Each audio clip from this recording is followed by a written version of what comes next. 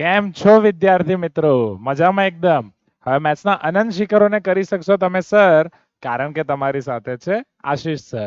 સ્વાગત છે તમારું પીડબ્લ્યુ ગુજરાતી પ્લેટફોર્મ પર અભિયાન બેચમાં. અભિયાન બેચમાં આજે આપણે શરૂ કરવા જઈ રહ્યા છે તમારા મેથ્સનું લાસ્ટ ચેપ્ટર એટલે કે પ્રોબેબિલિટી સંભાવના. યસ, જે અભિયાન બેચ આપણે શરૂ કર્યો હતો એમાં મેથ્સ જે આપણે શરૂ કર્યું હતું તમારા ટાર્ગેટ સાથે કે ભાઈ ધોરણ 11 તમારા માટે એકદમ ક્રિસ્ટલ ક્લિયર થઈ જાય. ધોરણ 11માં તમે એનસીઆરટી થી શરૂ કરીને જેઈ લેવલ સુધી પહોંચી શકો એના દરેક ચેપ્ટર્સમાં આપણે બધી જ તૈયારીઓ એવી કરી, બધી જ ટ્રાયો એવી કરી, બધી જ મેથડ્સ એવી તમને કરાવી કે તમે ત્યાં સુધી પહોંચી શકો. અને હવે એ સમય આવી ગયો છે કે આ સિરીઝના છેલ્લા લેક્ચરનો આપણે શરૂઆત કરીએ. તો સ્વાગત છે તમારું સંભાવનાના લેક્ચર નંબર 1 ની અંદર.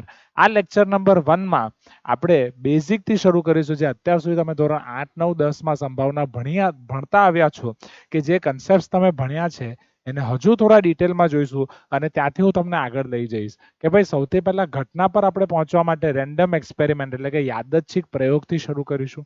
યાદચ્છિક પ્રયોગના જે બધા શક્ય પરિણામો મળે છે ત્યાંથી સેમ્પલ સ્પેસ નિદર્શાવકાશ પર જઈશું. એ નિદર્શાવકાશ પરથી ઘટના પર જઈશું એટલે ઘટનાની વ્યાખ્યા પર ડાયરેક્ટ કૂદવા પહેલા બધી જ વસ્તુ તમને બેકગ્રાઉન્ડ સમજાવીશ.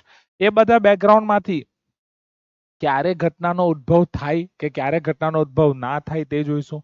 ઘટનાઓના પ્રકાર આપણે જોઈશું અલગ અલગ કે ભાઈ રિક્ત ઘટના કોને કહેવાય, સાર્વત્રિક ઘટના કોને કહેવાય, પ્રાથમિક ઘટના કોને કહેવાય, સંયુક્ત ઘટના કોને કહેવાય. ઘટનાઓના બીજગણિત જોઈશું અલગ અલગ. ઘટનાઓના બીજગણિતમાં કે જ્યારે બે ઘટનાઓ વચ્ચે અથવા હોય, અને હોય, પૂરક હોય અને માત્ર એક જ ઘટના થવી જોઈએ અને બીજી નહીં થવી જોઈએ એ બધી ઘટનાઓને આપણે કેવી રીતે શોધી શકીએ એ બધી વસ્તુ આજે આપણે જોઈશું. એના પછી હું તમને બે સ્પેશિયલ કેસ બતાવીશ જે છે પરસ્પર નિવારક ઘટનાઓ અને નિશેષ ઘટના. જે તમારા પ્રોબેબિલિટી જે છે ધોરણ 11માં તમારા સબ્જેક્ટિવ ક્વેશ્ચન્સ માટે કામ આવશે. પ્રોબેબિલિટી પાર્ટ 1 ધોરણ 11માં છે, પાર્ટ 2 ધોરણ 12માં છે. જેવી રીતે તમે પુષ્પા 1, પુષ્પા 2, કેજીએફ 1, કેજીએફ 2, બાહુબલી 1, બાહુબલી 2 એવા બધી અલગ અલગ મૂવીઝ જોઈ છે કે એવી અલગ મૂવીઝના ઇંતજાર કરી રહ્યા છો લાઈક સલાર 1, સલાર 2 એ જે પણ હોય કે પાર્ટ 1 અને પાર્ટ 2 તો એવું જ તમારું આખું સંભાવના આખું પ્રોબેબિલિટી ધોરણ 12ના એન્ડ સુધી પચશે. ધોરણ 11નો અંત સંભાવના ધોરણ પાર્ટ 1 કરે છે, ધોરણ 12નો અંત સંભાવના પાર્ટ 2 કરશે. હવે જે સંભાવના પાર્ટ 2 જ્યારે પૂરું થશે ને તો એ બંનેમાંથી ભેગા થઈને પછી તમારા જેઈ રિલેટેડ પ્રશ્નો આવે. એટલે હા, એટલે આ ચેપ્ટરમાંથી હું તમને ડાયરેક્ટ જેઈ રિલેટેડ પ્રશ્નો નહીં કરાવી શકીશ કારણ કે એવા કન્સેપ્ટ જ નથી. હા, અમુક કન્સેપ્ટ આવશે કે એની સાથે ક્રમચય ને સંચય ને સાંકળીને પૂછી શકાય. આપણે જોઈશું ત્યારે કે કેટલા આપણે લઈ શકીએ છીએ. ઓકે, પણ ધોરણ 12 માટે એટલે કે પાર્ટ 2 માટે જે પાર્ટ 1 નો સૌથી મેઇન ઇમ્પોર્ટન્ટ ટોપિક કહી શકાય એ છે આ પરસ્પર નિવારક ઘટના અને નિશેષ ઘટના. પેલું કહેવાય ને કે ભાઈ પાર્ટ 2 શરૂ કરવા પહેલા પાર્ટ 1 ના એકદમ કી મોમેન્ટ્સ તમને ખબર હોય તો પાર્ટ 2 એકદમ સરળ થઈ જાય. એઝ ફોર એક્ઝામ્પલ જ્યારે બાહુબલી 2 શરૂ થતું હતું તો બાહુબલી 2 શરૂ થવા પહેલા બાહુબલી 1 ના બધા જ સીન્સ તમને આખા એક તમે એક બધી અલગ અલગ મૂર્તિઓ જોતા હોય એ રીતે બતાવતા હતા ઇફ યુ રિમેમ્બર. અને તેમાં એક સરસ મજાનું ગીત એમણે નાખી દીધું હતું. કદાચ ગીતનું નામ શિવમ કે એવું કઈ હતું લગભગ, એ તમે જોજો. રાઈટ, કે પરિધાનો આહુતિઓ એ રીતે બધો શરૂ થાય. શરૂ નથી કરતો. તો મોરલ ઓફ ધ સ્ટોરી કે જો એવી બધી વસ્તુ રિલેટેડ તમારે સંભાવના 2 જ્યારે ધોરણ 12 નું શરૂ કરશો ને તો સંભાવના 1 ના આ બે ટોપિક તમારા માટે ક્રિસ્ટલ ક્લિયર હોવા જોઈએ. આ બે ટોપિક તમારા માટે ખૂબ અગત્યના છે એટલે હું બે ટોપિક માટે હું અલગથી સ્ટાર માર્ક કરી દઉં છું. એને તમે ખાસ ધ્યાન રાખજો. જો જ્યારે તમને ઇમ્પોર્ટન્સ ખબર પડી ચૂકી છે અને આ બધી વસ્તુ પતાવીને આજે આપણે સ્વાધ્યાય 14.1 સુધી પૂરું કરીશું. ઇન શોર્ટ, આજે સંભાવનાના ચેપ્ટરમાં આપણે ઘટનાઓ સુધી રમવાના છીએ. અલગ અલગ ઘટનાઓના પ્રકાર અને અલગ અલગ ઘટનાઓના બીજગણિત એના સુધી રમવાના છીએ. ઘટનાની સંભાવના પર આપણે આ લેક્ચરમાં નથી જવાના.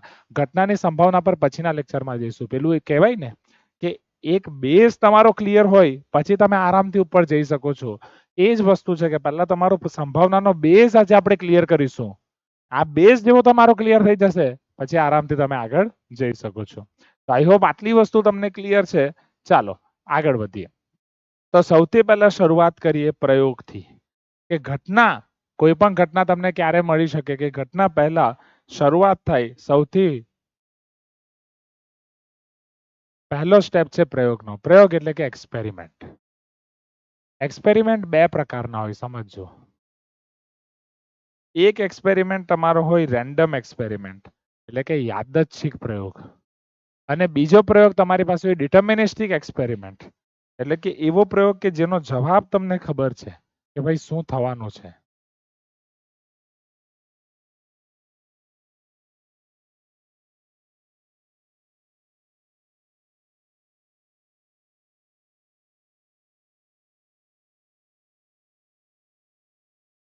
આમાંથી કેટલી વસ્તુ તમે ધોરણ 10 સુધી ભણી ગયા છો એ તમારે મને જણાવવાની છે.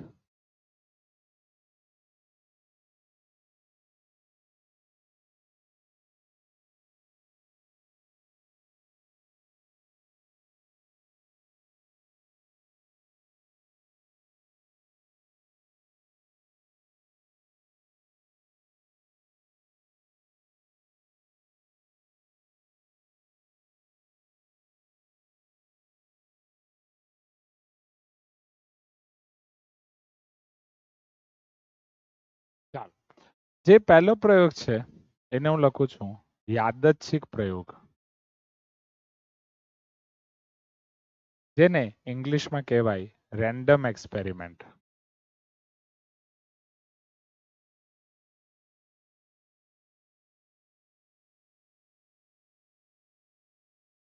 જે બીજો પ્રયોગ છે એને ઇંગ્લિશમાં કહેવાય ડિટર્મિનિસ્ટિક એક્સપેરિમેન્ટ, જેને હું શુદ્ધ ગુજરાતી તો નહીં પણ નજીકનું ગુજરાતી એવું કહી શકું કે નિશ્ચિત પ્રયોગ, જેમાં તમને ખબર છે કે તમને શું પરિણામ મળવાનું છે.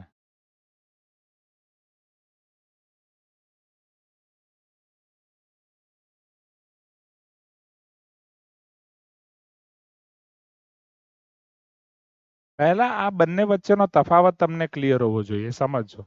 યાદચ્છિક પ્રયોગ એટલે એવો પ્રયોગ કે જેમાં એકથી વધુ આઉટપુટ તમને મળતા હોય, એટલે કે શક્યતા હોય ઘણા બધા આઉટપુટ મળવાની, બટ એટ ધેટ મોમેન્ટ તમને કયો આઉટપુટ મળશે એ પ્રયોગ કર્યા પછી જ ખબર પડે, એની પહેલા ખબર નહીં પડે.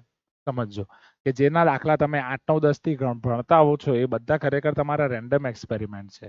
એઝ ફોર એક્ઝામ્પલ, પહેલા તમે જોયું હશે કે ભાઈ ફેર કોઈન એટલે કે એવો સિક્કો કે જેનામાં કોઈ ત્રુટી નથી. પેલો શોલે મૂવી વાળો સિક્કો નહીં ચાલે કે જેની બંને બાજુ છાપ હોય, એવો નહીં ચાલે.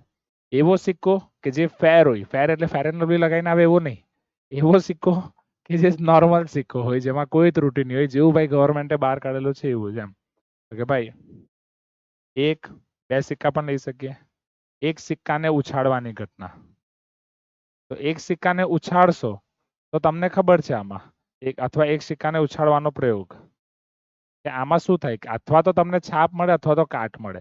એના બે શક્ય પરિણામો તમારી પાસે છે, પણ એ બે માંથી એટ ધેટ મોમેન્ટ કયું આવશે એ કરીને જ ખબર પડે, તમને ઉછાળીને જ ખબર પડે. આ સિક્કો થયો. હવે પાસાની વાત કરીએ તો જે તમારો પાસો છે, પાસા પર 1 2 3 4 5 6 છ બાજુ, એટલે છ બાજુએ 6 નંબર્સ હોય છે 1 2 3 4 5 6. તો પાસો છે એક પાસાને રોલ કરવાની ઘટના, એટલે ટોસિંગ અ કોઈન, રોલિંગ અ ડાઈ, અથવા પાસાને ફેરવવાની ઘટના, પાસાને ઉછાળવાની ઘટના, જે પણ તમે લખો.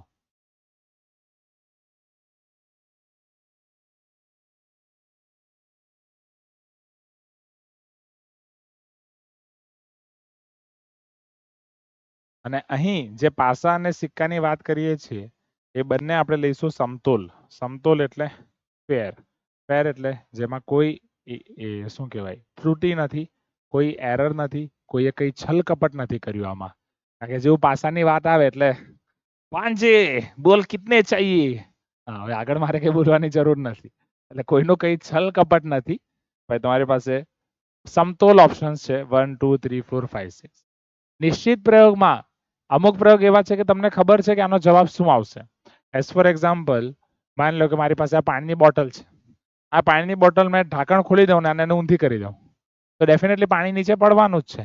એ તમારી પાસે એક નિશ્ચિત પ્રયોગ થયો. અથવા તમે લેબમાં ગયા હશો, તમારી ફિઝિક્સ, કેમેસ્ટ્રી, કમ્પ્યુટર લેબમાં, જેમાં તમે બધા કમ્પ્યુટર લેબની વાત કરું તો એમાં તમે પ્રોગ્રામને રન કર્યા હશે. ફિઝિક્સ કેમેસ્ટ્રી લેબમાં અમુક દ્રાવણોને તમે મિક્સ કર્યા હશે. કેમેસ્ટ્રી લેબની વાત કરું તો ફિઝિક્સ લેબમાં ભાઈ તમે પેલું કરંટ અને વોલ્ટેજ એના ગ્રાફ ચેક કર્યા હશે.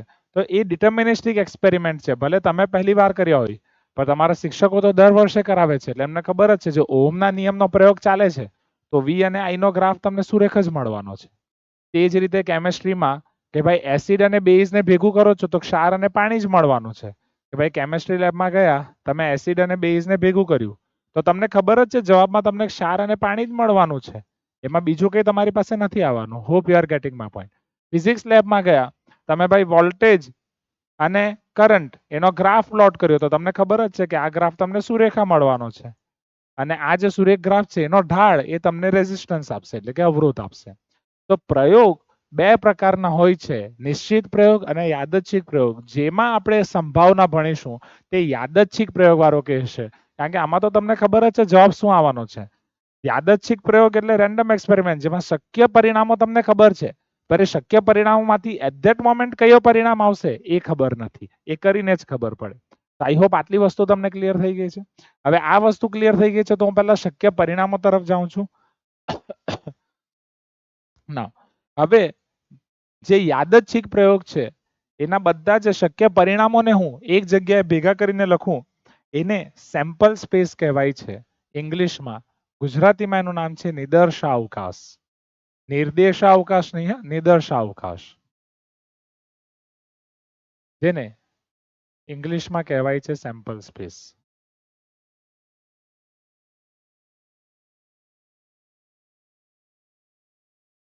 આ તમારી પાસે છે નિદર્શાવકાશ, સેમ્પલ સ્પેસ.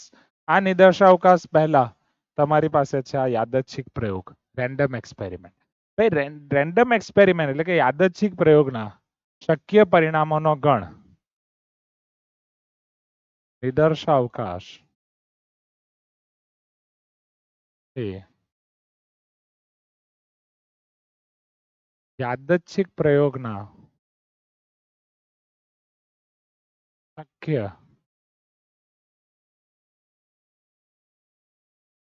પરિણામોનો ગણ છે. યાદચ્છિક પ્રયોગના શક્ય પરિણામોનો ગણ. એક્ઝામ્પલ, પાસાવાળો એક્ઝામ્પલ લઈ શકો છો, રાઈટ? કે ભાઈ અગર એક પાસાને ગુમાવવામાં આવે અથવા એક સમતોલ પાસાને ઉછાળતા મળતા પરિણામો થી બનતો નિર્દેશાવકાશ, સોરી નિદર્શાવકાશ. હવે આ જે નિદર્શાવકાશ છે એનું ઇંગ્લિશમાં નામ સેમ્પલ સ્પેસ હોવાથી એનો સિમ્બોલ એસ તરીકે દર્શાવવામાં આવે છે. સિમ્બોલ થઈ જશે એસ. એટલે સેમ્પલ સ્પેસમાં તમારી પાસે આવશે 1 2 3 4 5 એટલે આમાં આવી જશે 1 2 3 4 5 6. That's it. આટલી વસ્તુ ક્લિયર છે boss? Please give me some response. એટલે શરૂઆત તમારી થશે યાદચ્છિક પ્રયોગ અને નિદર્શાવકાશથી. હવે નિદર્શાવકાશમાંથી તમારી પાસે ઘટના આવશે કે હવે આ નિદર્શાવકાશના જેટલા બી ઘટકો છે, કોઈ પણ ગણના જેટલા પણ ઘટકો, એ બધા ઘટકોને નિદર્શ બિંદુ કહે છે. પણ હમણાં ફિલહાલ એનસીઆરટીમાં તમને નિદર્શ બિંદુની વ્યાખ્યા નથી આપી. આ બધા ઘટકોને નિદર્શ બિંદુ કહેવામાં આવે છે. બસ હું તમારા રેફરન્સ માટે તમને આપી દઉં છું. સેમ્પલ પોઈન્ટ ઇંગ્લિશમાં, બરાબર? એ તમને એનસીઆરટીમાં નથી આપ્યું અને એમ બી તમને કોઈ પૂછશે નહીં અને કશે કામ પણ નહીં લાગશે. બસ ખાલી તમારા માહિતી માટે કે ભાઈ નિદર્શ બિંદુ સેમ્પલ પોઈન્ટ કહેવામાં આવે છે. હવે તમે સમજો આગળ. આ નિદર્શાવકાશને જો આપણે સમજીએ તો નિદર્શાવકાશના કોઈ પણ ઉપગણને ઘટના કહે છે. આ ઘટનાની વ્યાખ્યા છે, ઘટનાને ઇંગ્લિશમાં લખવામાં આવે છે ઇવેન્ટ, એટલે એનો સિમ્બોલ છે ઈ. નિદર્શાવકાશના કોઈ પણ ઉપગણ, હવે તમને ખબર છે કે આ જો નિદર્શાવકાશ છે એસ, તો એના કેટલા ઉપગણ મળી શકે મને જણાવો. આ નિદર્શાવકાશ તમારી પાસે છે 1 2 3 4 5 6. સમજો, જો કોઈ ગણમાં 6 ઘટકો હોય તો તેના ઉપગણની સંખ્યા કેટલી થાય? એટલે કે હવે આ બધી જ વસ્તુ તમને જે આપણે ગણ પરિચયમાં ભણી હતી એ બધી તમને આ ચેપ્ટરમાં કામ લાગવાની છે કે જો આમાં number of elements in set is equal to 6 તો number of subset of set અથવા એસ ના ઉપગણોની સંખ્યા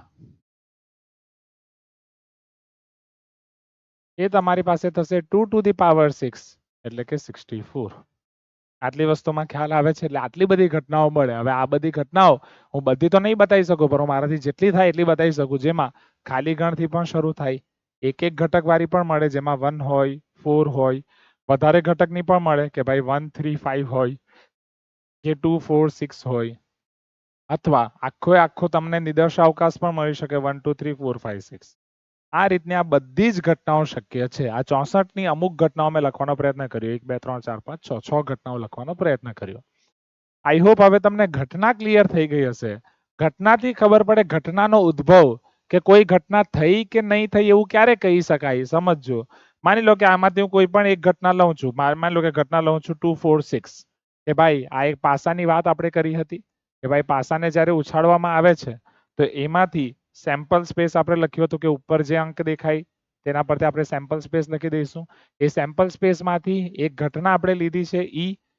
સિક્વન્સ ખબર પડી રહ્યો છે ને યાદચ્છિક પ્રયોગ શક્ય પરિણામોની સંખ્યા એમાંથી ઘટના આપણે લીધી કે સપોઝ જે બેકી સંખ્યા ઉપર આવે છે તેને આપણે ઘટના લીધી છે હવે ક્યારે કહી શકીએ કે આ ઘટના ઉદ્ભવી અથવા ક્યારે કહી શકીએ કે ઘટના નહીં ઉદ્ભવી માની લો કે હું પાસાને ઉછાળું છું અને પાસાને ઉછાળવાથી મને પાસા ઉપર મળી રહ્યું છે 3 પાસાને ઉછાળું છું અને પાસા ઉપર મને મળી રહ્યું છે 2 સમજો જો પાસા ઉપર 3 મળ્યું શું 3 એ મારી માંગેલી ઘટનાનો ઘટક છે એ માંગેલી ઘટનાનો ઘટક નથી એટલે હું અહીં એવું કહી શકું કે અહીં ઘટના ઈ નો ઉદ્ભવ થતો નથી એટલે કે હું એવું કહી શકું કે અહીં ઘટના થઈ નથી please give me some response everyone ખ્યાલ આવે છે please give me some response બસ શબ્દો તમારે સમજવાના છે કે ઘટનાનો ઉદ્ભવ ક્યારે થાય જ્યારે ઘટનાની અંદરનો કોઈ પણ એક ઘટક તમને રિયલ ટાઈમમાં મળે એટલે કે હમણાં તમે એ પ્રયોગ કરો છો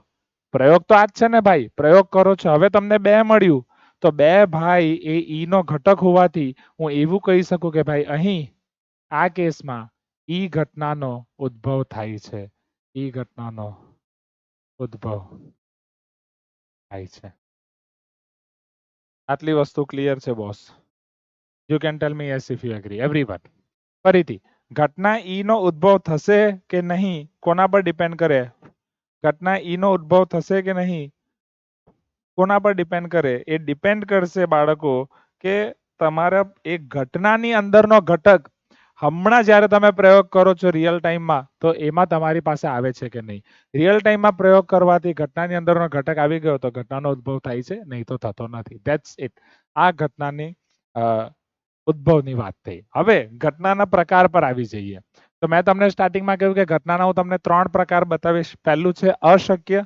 અથવા ચોક્કસ ઘટનાઓ અશક્ય અને ચોક્કસ બે છે પ્રાથમિક અથવા મૂળભૂત ઘટના અને છેલ્લી છે સંયુક્ત ઘટના આ 3 પ્રકાર હું તમને બતાવીશ અશક્ય ઘટના ફિલહાલ આપણે આ પાસા માટેની જ વાત કરીએ છીએ કે ભાઈ એક પાસાને ઉછાળવાનો એક્સપેરિમેન્ટ પ્રયોગ આપણે કર્યો છે અને આ પ્રયોગમાં જે સેમ્પલ સ્પેસ છે એટલે કે નિદર્શાવકાશ છે આપણને મળ્યો છે 1 2 3 4 5 6 હવે હું તમને એવું કહું કે ભાઈ કોઈ એક ઘટના એવી શોધો ઘટનાને હું નામ આપું છું ઘટનાને ઈ કહેવાય જનરલી અને સ્પેશિયલ કેસમાં તમે ABCD એવું નામ આપી શકો છો કે ભાઈ ચાલો હું ઘટના એ અહીં કઈ એવી વ્યાખ્યાયિત કરું છું કે એમાં તમારે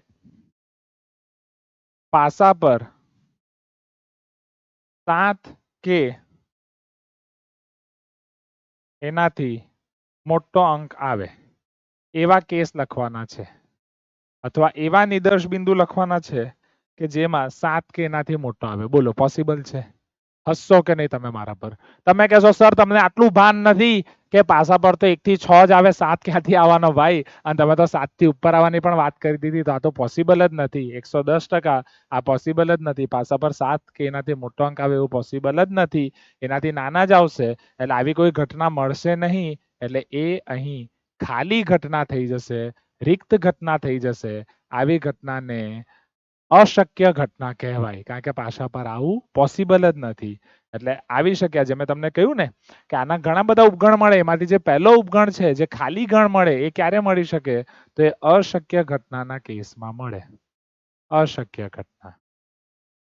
ઘટના વિશે બધાને ક્લિયર થઈ ગયું boss please give me some response ચાલો વેરી વેલ ડન હવે ઘટના બી ની વાત કરું કે ભાઈ આમાં તમારે એવા ઘટકો લખવાના છે કે જેથી પાસા પર 7 થી નાનો અંક આવે અથવા 7 થી ઓછો અંક આવે હવે 7 થી નાનો અંક ક્યારે આવે મને એ જણાવો ભાઈ પાસાને ઉછાળ્યા પછી તમે કહેશો સર પાસા પર જેટલા અંક છે બધા 7 થી નાના જ છે એટલે કોઈ પણ આવે એક આવ્યું, બે આવ્યું, ત્રણ આવ્યું, ચાર આવ્યું, પાંચ આવ્યું, છ આવ્યું, બધા કેસમાં એવું કહી શકીએ કે ઘટના બી ઉદ્ભવી. એટલે કે દરેક કેસમાં ઘટના બી ઉદ્ભવશે. તો ઘટના બી માં તમારી પાસે 1 2 3 4 5 6 આવવાનું જ છે. હા કે ના? આમાંથી કોઈ પણ આવે એટલે ઘટના બી નો ઉદ્ભવ થવાનો જ છે. તો આવી ઘટનાને ચોક્કસ ઘટના કહેવાય. આ જે ઘટના બી આવી, આ ઘટનાને ચોક્કસ ઘટના કહેવાય. તો આઈ હોપ તમને અશક્ય ઘટના અને ચોક્કસ ઘટના વચ્ચેનો ડિફરન્સ પહેલા ક્લિયર થઈ ગયો હશે. Please give me some response everyone. છે ને સરળ? રાઈટ. કે ભાઈ જો કંઈ પણ નહીં આવે તો અશક્ય ઘટના, બધું જ આવી ગયું ચોક્કસ ઘટના. ઓકે, ચાલો જઈશું નેક્સ્ટ. હવે તમારી પાસે છે પ્રાથમિક અથવા મૂળભૂત ઘટના. આને પ્રાઇમરી ઇવેન્ટ અથવા એલિમેન્ટરી ઇવેન્ટ અથવા ફંડામેન્ટલ ઇવેન્ટ એવું કહી શકું. કે એવી ઘટના કે જેમાં એક જ નિદર્શ બિંદુ આવતો હોય. સમજજો, જે ઘટનામાં એક જ નિદર્શ બિંદુ આવતો હોય તેવી ઘટનાને પ્રાથમિક અથવા મૂળભૂત ફંડામેન્ટલ ઇવેન્ટ ઘટના કહે છે.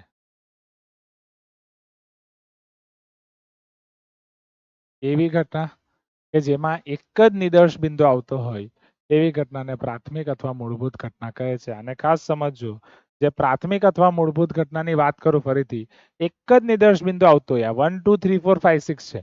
એટલે ક્યાં તો 1 આવશે, ક્યાં તો 2, ક્યાં તો 3, ક્યાં તો 4, ક્યાં તો 5, ક્યાં તો 6. મતલબ જે મેં તમને અલગ અલગ ઘટનાઓ બતાવી અહીં, આમાંથી આ કેસ પણ નહીં લેવાય અશક્ય ઘટના વાળો, આ કેસ પણ નહીં લેવાય ચોક્કસ ઘટના વાળો, આવું પણ નહીં લેવાય કે ખાલી બેકી સંખ્યાઓ, આ પણ નહીં લેવાય ખાલી એકી સંખ્યાઓ, આ પણ નહીં લેવાય. હા, ખાલી તમે એવું કહો કે એક આવે તો એ ક્યારે પોસિબલ છે, 4 આવે તો એ ક્યારે પોસિબલ છે. એટલે આવા બધા ટુકડા તમે લઈ શકો.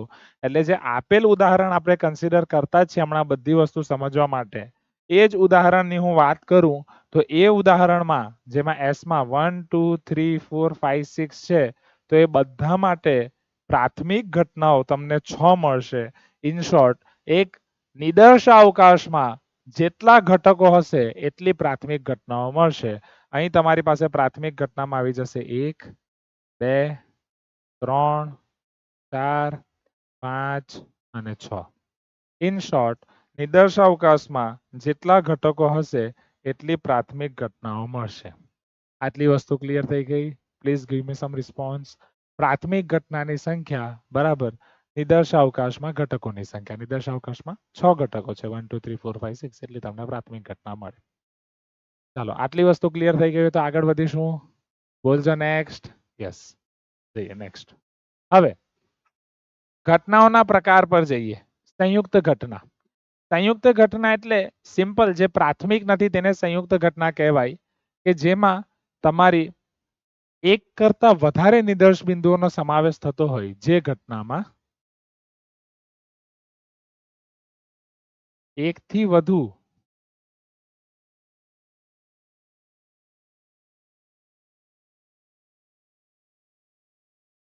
નિદર્શ બિંદુનો સમાવેશ થતો હોય તે ઘટનાને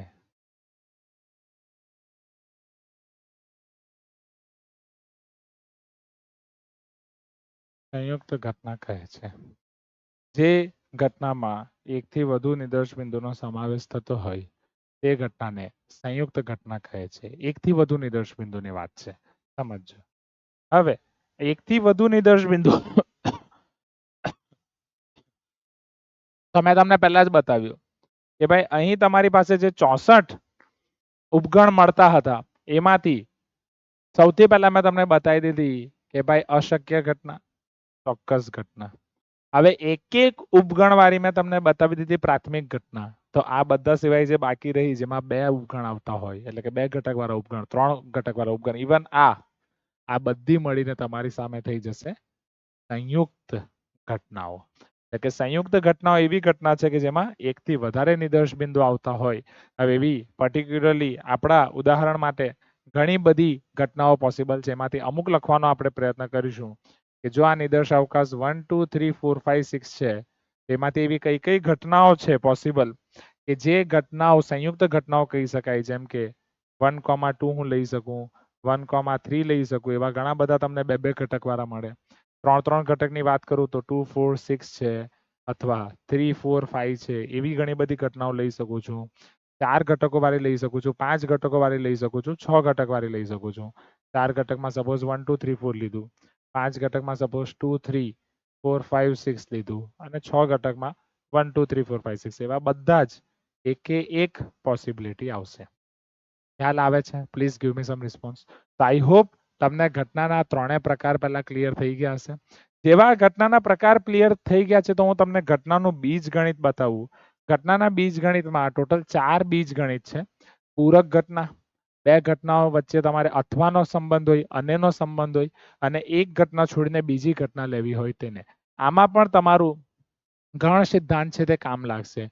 એઝ ફોર એક્ઝામ્પલ, પૂરક ઘટના, કોઈ ઘટના એ છે, તો પૂરક ઘટના કોને કહેવાય? તો એ નહીં થાય અથવા એ ન થાય તેવી ઘટનાને એની પૂરક ઘટના કહે છે. એ ન થાય તેવી ઘટનાને એની પૂરક ઘટના કહે છે. અને આને આપણે દર્શાવીશું એ ડેશ સિમ્બોલથી. એ નહીં થાય તેને આપણે પૂરક ઘટના કહીશું. આ આવશે એ dash symbol. As for example, માની લો કે આપણે સેમ્પલ સ્પેસ જે આપણે 1 2 6 લીધું છે, હવે બધામાં એ જ છે એટલે વારે ઘડી નથી લખતો કે s ઇઝ ઇક્વલ ટુ 1 2 6 માં કોઈ ઘટના હું લઉં છું કે ભાઈ એ એવી ઘટના છે કે પાસા પર યુગ્મ સંખ્યા આવે. તો પાસા પર યુગ્મ સંખ્યા ક્યારે આવશે બાળકો? જ્યારે તમે 2 4 6 માંથી કોઈ એક ઘટક લો તો, અથવા આ બધામાંથી તમે 2 4 6 પકડો. આ 3 કેસ છે જેમાં પાસા પર યુગ્મ સંખ્યા આવે. હવે જે યુગ્મ સંખ્યા છે, આને નહીં જોઈતું, મારી યુગ્મ સંખ્યા નથી જોઈતી, એ ડેશ, એનો મતલબ શું થાય? પાસા પર યુગ્મ સંખ્યા ના આવે. હવે જો યુગ્મ સંખ્યા ના આવે તો કઈ સંખ્યા આવે? તો પાસા પર અયુગ્મ સંખ્યા આવે. અરે બોલજો હા કે ના. હવે જો પાસા પર અયુગ્મ સંખ્યા આવે, એ તમે કઈ રીતે લઈ શકો? તો એના માટે તમારે 135 લેવું પડે. ખ્યાલ આવે છે? એટલે એ ડેશ નોટ એ નહીં આવે, તેને એની પૂરક ઘટના કહેવાય. ચાલો, ઘટના એ અથવા બી. તો જેવી રીતે તમે ગણમાં યોગ ગણ જોઈ ગયા છો, આ તે જ છે, બીજું કઈ નથી. યોગ તમને ખબર, અથવા એટલે શું થાય? યુનિયન, એ યોગ બી. એઝ ફોર એક્ઝામ્પલ, માની લો કે ભાઈ કોઈ તમારી પાસે આ સેમ સેમ્પલ સ્પેસ છે 1 2 3 4 5 6, કે જેમાં હું નામ આપું છું એ ને, કે ભાઈ મારી પાસે શું કહેવાય કે બધી યુગ્મ સંખ્યા આવે પાસા પર, અને બી ને નામ આપું છું કે બધી અવિભાજ્ય સંખ્યા આવે. સમજો. ચાલો, યુગ્મ સંખ્યા એટલે અહીંયા મારી પાસે ઓપ્શન આવશે 2 4 6. અવિભાજ્ય સંખ્યાની વાત કરું તો અવિભાજ્ય સંખ્યામાં મારી પાસે આવશે 1 ઇઝ સ્પેશિયલ નંબર, અવિભાજ્યમાં આવશે 2 3 5. હવે જો મારે એ અથવા બી જોઈએ, એ અથવા બી નો મીનિંગ શું થાય? એ અથવા બી એટલે એવી સંખ્યા હોવી જોઈએ જે ક્યાં તો યુગ્મ હોય, ક્યાં તો અવિભાજ્ય હોય. ક્યાં તો યુગ્મ, ક્યાં તો અવિભાજ્ય, તો મેં તમને કરાવેલું યોગ ગણ તમારે તમામ લખવા પડે, બધાના બધા ઘટકો લખવા પડે, કારણ કે દરેક ઘટક આ યુગ્મ છે અથવા અવિભાજ્ય છે, યુગ્મ અથવા અવિભાજ્ય છે. તો એ અથવા બી એ અહીં થઈ જશે એ યુનિયન બી, જેમાં તમને 2 3 4 5 6 મળશે. 1 ને છોડીને તમામ ઘટક આવી જશે. તો આટલી વસ્તુ ખ્યાલ આવી છે બાળકો? ફટાફટ બોલજો યસ ઇફ યુ એગ્રી. હવે જેવું તમારી પાસે ઘટના એ અથવા બી ક્લિયર થઈ ગઈ છે, તો તેની રીતે જ હું તમને ઘટના એ અને બી દર્શાવું. તો જે તમે એ ઇન્ટરસેક્શન બી કરી ગયા છો, છેદગણ જે તમે શીખી ગયા છો, એ તમને અહીં કામ લાગશે. સેમ એક્ઝામ્પલ હું લઉં છું કે ભાઈ સેમ્પલ સ્પેસ નિદર્શાવકાશ તમારી પાસે છે ને બે ઘટના છે, જેમાં એ યુગ્મ સંખ્યા છે ને બી અવિભાજ્ય સંખ્યા છે. તો અહીં જો હું એ અને બી લખવાનો પ્રયાસ કરું, તો એ અને બી એટલે એ તમારી પાસે થશે એ અને બી નો છેદગણ બાળકો. એ અને બી નો છેદગણ એટલે એમાં તમને શું મળશે? છેદગણમાં બંનેમાં સામાન્ય તમે જોઈ લો તો 2 છે. a છેદ b માં તમને મળશે 2. That's it. એટલે 2 આવે તો એવું કહી શકું યુગ્મ પણ છે અને અવિભાજ્ય પણ છે અને યુગ્મ અવિભાજ્ય એટલે એક જ સંખ્યા છે 2. I hope this is clear to you everyone. ઘટના a અને b તમને ક્લિયર થઈ ગઈ હશે.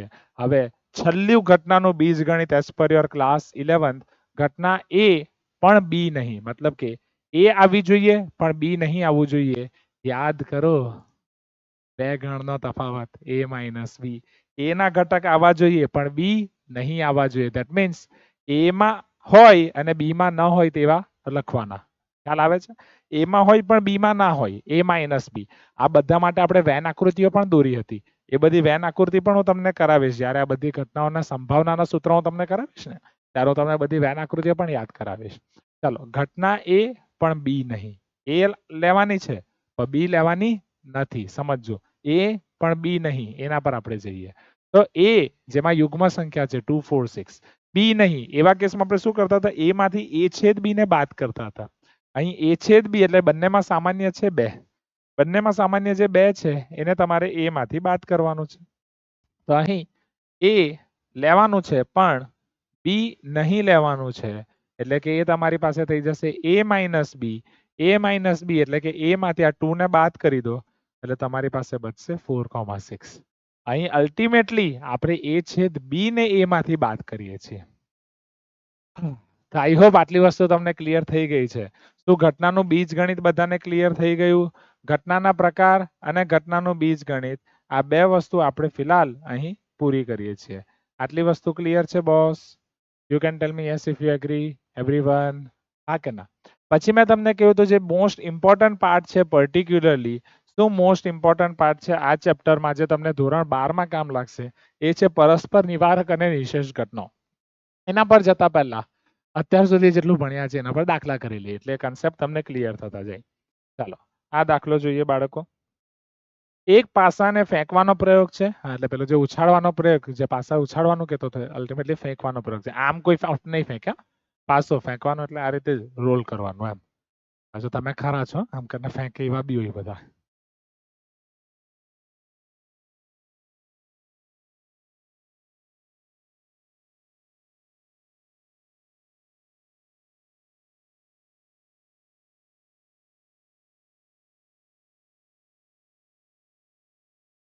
એક પાસાને ફેંકવાના પ્રયોગનો વિચાર કરીએ. એક અવિભાજ્ય પૂર્ણાંક મળે તેને ઘટના a અને એક અયુગ્મ પૂર્ણાંક પ્રાપ્ત થાય તેને ઘટના b તરીકે દર્શાવવામાં આવેલ છે. સમજો પાસાને ફેંકવાનો પ્રયોગ છે. કોઈ પણ દાખલો આવે એટલે પ્રયોગ પરથી પહેલા તમારે રેન્ડમ એક્સપેરિમેન્ટ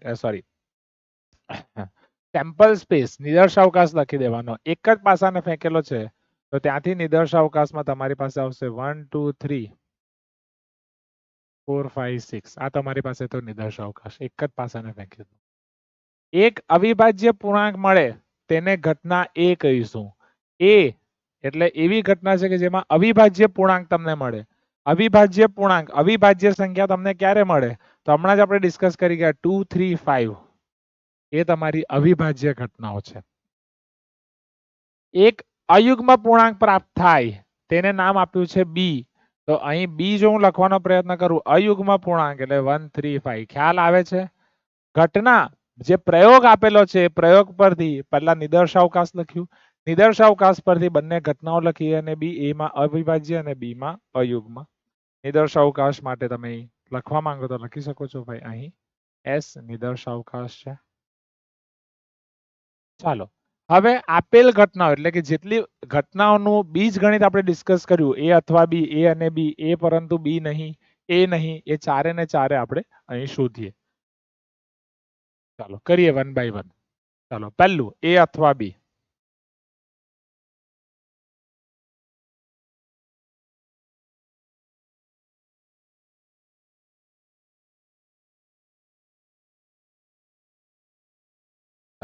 જો a અથવા b હું કરું બંનેનો યોગ કરું તો 2 3 5 અને 1 3 5 બંને ભેગા કરું તો શું મળશે? તો ભાઈ 1 2 3 5 1 2 3 5 1 2 3. a અને b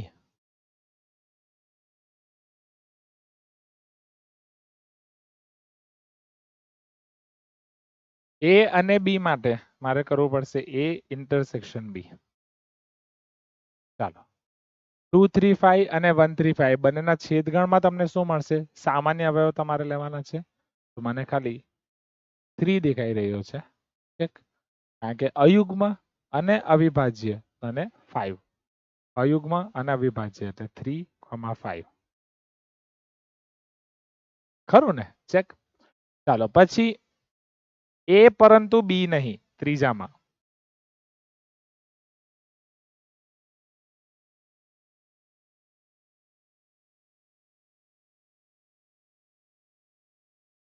એ પરંતુ બી નહીં ઇઝ કોલ્ડ એ માઇનસ બી, એટલે કે એ માંથી બંનેના જે સામાન્ય ઘટકો હશે તે કાઢીશું. બંનેના સામાન્ય ઘટકો 3, 5 તમે લખેલા જ છે. હવે એને એ માંથી કાઢી નાખો એટલે અહીં બચશે 2. 2, 3, 5 માંથી આ 3, 5 કાઢી નાખો એટલે ખાલી બચશે 2.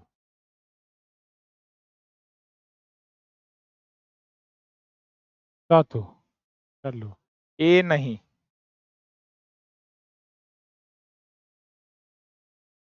ચાલો એ નહીં આવશે તે આપણું થશે એ ડેશ. એટલે એ સિવાયના ઘટકો એ કયા છે? 2, 3, 5. એટલે કે 2, 3, 5 ના સિવાયના ઘટકો તમને મળશે 1, 4, 6. 1, 4, 6. 2, 3, 5, 1, 4, 6. આ થયું એ ડેશ. આટલી વસ્તુ ક્લિયર છે boss? Please give me some response. એક પાસાને ફેંકવાના પ્રયોગનો વિચાર કરીએ. એક અવિભાજ્ય પૂર્ણાંક મળે ત્યાંથી આપણે આ બધી જ વસ્તુ લખી. એ અથવા બી, એ અને બી, એ પરંતુ બી નહીં. ચાલો જઈશું નેક્સ્ટ. જઈએ નેક્સ્ટ. એકદમ ઈઝી ઉદાહરણ 1. જઈએ નેક્સ્ટ. પરસ્પર નિવારક ઘટનાઓ જે મેં તમને વાત કરી. હવે પરસ્પર નિવારક પર આવી જઈએ. પરસ્પર નિવારક ઘટનાઓ એટલે એવી ઘટનાઓ કે જે એકબીજાને નિવારે. આનું ઇંગ્લિશમાં નામ છે મ્યુચ્યુઅલી એક્સક્લુઝિવ ઇવેન્ટ્સ. હું તમને ઇંગ્લિશના નામથી સમજાવવાનો પ્રયત્ન કરું, સમજો કેમ. કારણ કે આજે આપણી લાઈફમાં આપણે ગુજરાતી નથી જીવતા પણ શું કહેવાય ગુજલીસ જીવતા છીએ, સાચું કહું તો. હા કે ના?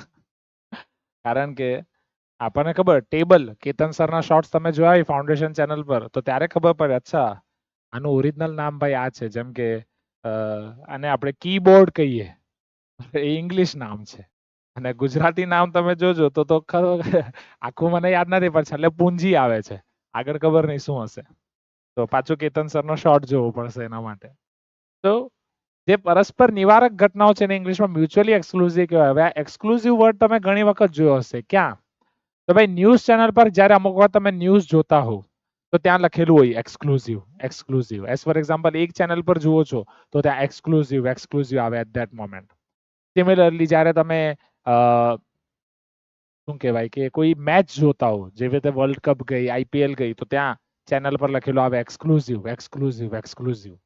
એ એક્સક્લુઝિવ નો મતલબ એવો થાય કે જો એ ટાઈમે એ મેચ એ ચેનલ પર આવતી છે તો એના સિવાય બીજી કોઈ ચેનલ પર તમને જોવા નહીં મળશે. એક્સક્લુઝિવલી એ ચેનલ પર જ દેખાશે. એ જ પ્રમાણે જો કોઈ ન્યૂઝ કોઈ માહિતી કોઈ ચેનલ વાળા આપી રહ્યા છે એ ટાઈમે તો એક્સક્લુઝિવલી પહેલા ત્યાં જ દેખાશે. એ ટાઈમે બીજી કોઈ જગ્યા નહીં દેખાશે. હા પછી તમને બીજી બધી જગ્યાએ દેખાઈ શકે બટ એટ ધેટ મોમેન્ટ એ જ ચેનલ પર દેખાશે. તો જે આ પરસ્પર નિવારક ઘટનાઓ છે એના ઉપર હું થોડું ડિસ્કશન કરું. મ્યુચ્યુઅલી એક્સક્લુઝિવ ઇવેન્ટ તો જ્યારે બે ઘટનાઓ હોય તો એક ઘટના થવાની સંભાવના એ બીજી ઘટના થવાની સંભાવનાને નિવારી કાઢે તો એને પરસ્પર નિવારક કહેવાય. એટલે કે એ થાય તો બી નહીં થવી જોઈએ, બી થાય તો એ નહીં થવી જોઈએ. હું પહેલા તમને બે માટે સમજાવું છું. આ સેમ વસ્તુ તમે 2 થી પછી 3, 4, 5 પર લંબાવી શકો છો. ફરીથી ઘટના એ નું થવું એ ઇનડાયરેક્ટલી તમને કહે છે કે ઘટના બી નથી થવાની. એટલે કે જો એ થાય છે તો બી નહીં થશે, બી થશે તો એ નહીં થશે. જેવી રીતે એક મ્યાનમાં એક જ તલવાર રહી શકે, સેમ એ જ વાત છે. પરસ્પર નિવારક ઘટનાઓ એક મ્યાનમાં એક તલવાર રાખી તો બીજી તલવાર રાખવાની જગ્યા નથી. જો બીજી રાખી તો પહેલી કાઢવી પડશે. એટલે ક્યાં તો પહેલી ઘટના થશે ક્યાં તો બીજી ઘટના થશે. હવે હું તમને સમજાવું થોડુંક ડિટેલમાં. પહેલા બે ઘટનાઓ માટે હું તમને બતાવું છું. જો બે ઘટનાઓ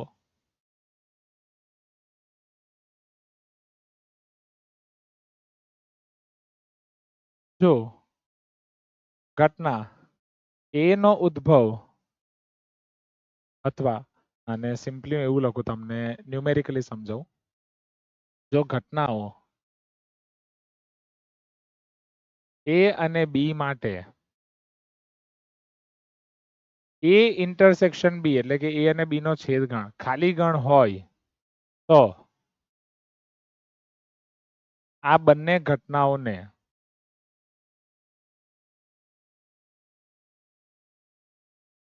પરસ્પર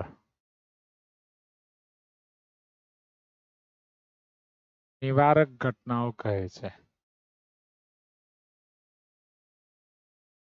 જો ઘટનાઓ એ અને બી માટે એ છેદ બી ખાલી ગણ હોય તો આ બંને ઘટનાઓને પરસ્પર નિવારક ઘટનાઓ કહે છે. એમાં હું તમને હજુ ડિટેલમાં લઈ જાઉં, સમજજો ફરીથી. જો ઘટનાઓ એ અને બી માટે એ છેદ ગણ બી બરાબર ખાલી ગણ હોય તો બંનેને પરસ્પર નિવારક ઘટનાઓ કહે છે. એટલે કે ઘટના એ અને બી પૈકી કોઈ એક થવાની સંભાવના એ બીજી ઘટના થવાની અથવા ઉદ્ભવવાની સંભાવનાને નિવારે છે. નિવારે છે એટલે ખ્યાલ આવે છે ને, એ થશે તો બી નહીં થશે, બી થશે તો એ નહીં થશે. એઝ ફોર એક્ઝામ્પલ, હવે હું તમને નાનો ઉદાહરણ આપું કે ભાઈ એક સિક્કાને ઉછાળો છો તો ક્યાં તો તમને છાપ મળશે ક્યાં તો કાટ મળશે. છાપને હેડ્સ કહેવાય, કાટને ટેલ્સ કહેવાય. એમાં હું બે અલગ અલગ ઘટનાઓ લઈ લઉં કે ભાઈ માની લો કે એમાં એ ઘટના છે છાપ આવવાની સંભાવના, બી ઘટના છે કાટ આવવાની સંભાવના. તો સિમ્પલ છે, છાપ આવશે તો કાટ નહીં આવશે, કાટ આવશે તો છાપ નહીં આવશે. સિક્કો સમતોલ છે, સમતોલ સિક્કાને ઉછાળવાની ઘટના છે ભાઈ. ખ્યાલ આવે છે boss? Please give me some response. સમતોલ સિક્કાને ઉછાળવાની વાત કરી ગયેલી છે ભાઈ. સમતોલ સિક્કાને ઉછાળવાની ઘટનાની વાત છે. તો સમતોલ સિક્કાને જ્યારે ઉછાળવામાં આવે છે ક્યાં તો તમને છાપ મળશે ક્યાં તો કાટ મળશે. અહીંથી એક અગત્યની નોંધ એ છે કે નિદર્શાવકાશની જેટલી પણ પ્રાથમિક ઘટનાઓ તમે લેશો તો એ બધાનો છેદગણ તમને ખાલી ગણ મળશે. કારણ કે પ્રાથમિક ઘટના એટલે બધામાં એક એક ઘટક જ લેવાનો છે, એટલે બધાનો છેદગણ તમને ખાલી ગણ મળતો હોવાથી એ બધી ઘટનાઓ પરસ્પર નિવારક ઘટનાઓ છે. આઈ હોપ આટલી વસ્તુ તમને ક્લિયર થઈ ગઈ હશે. આટલી વસ્તુ ક્લિયર છે બોસ? બોલજો હા, હા કે ના. Everyone quick quick quick. Mutually exclusive event. Mutually exclusive સાથે જે મેં તમને કહ્યું કે નિશેષ ઘટનાઓ, જેને ઇંગ્લિશમાં કહેવાય એક્ઝોસ્ટિવ ઇવેન્ટ્સ.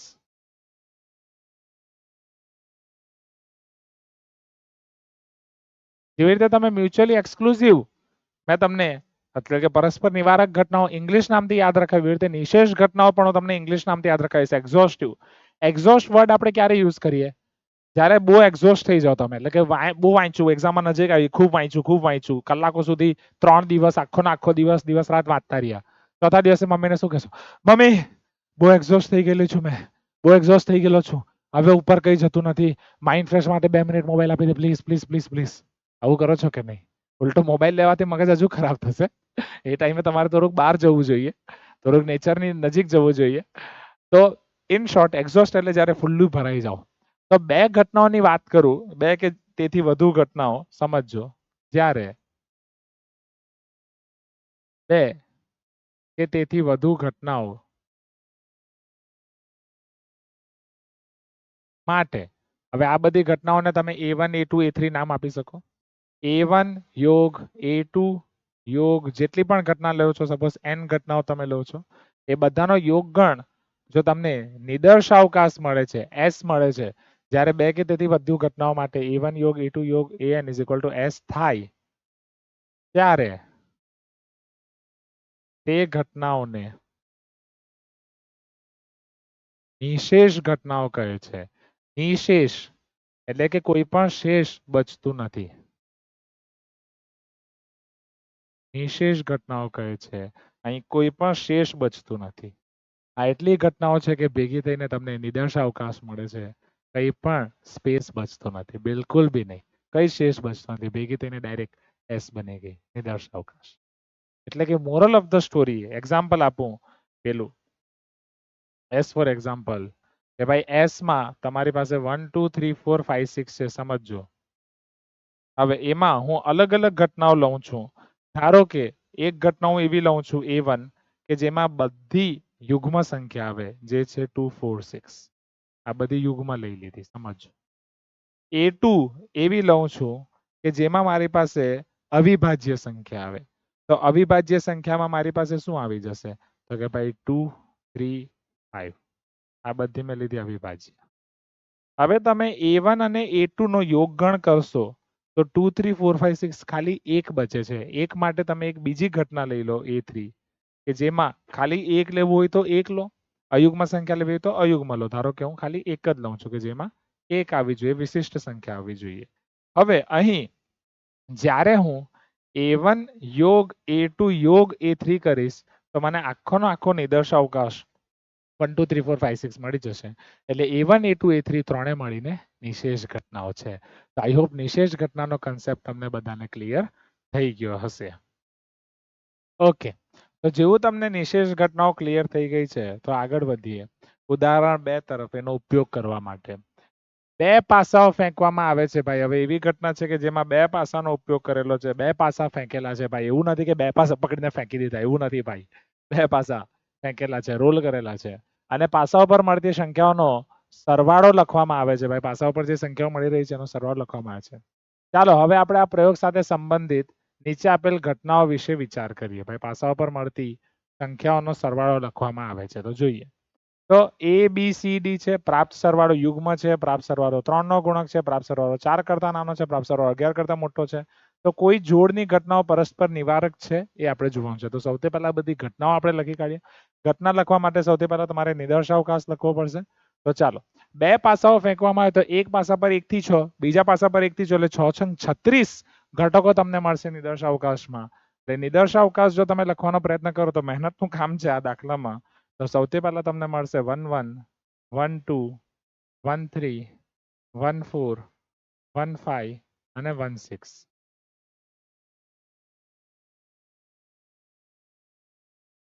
બધું આવી જાય એટલે થોડુંક આ બાજુથી લખવાનો પ્રયત્ન કરું છું ચાલો તે જ રીતે તમારી બે વાળી લાઈન ચાલુ થશે 2 1 2 2 2 3 2 4 2 5 2 6 પછી 3 વાળી લાઈન ચાલુ થશે 3 1 3 2 3 3 3 4 3 5 3 6 ચાલો પછી 4 વાળી લાઈન શરૂ થશે 4 1 4 2 4 3 4 4 4 5 4 6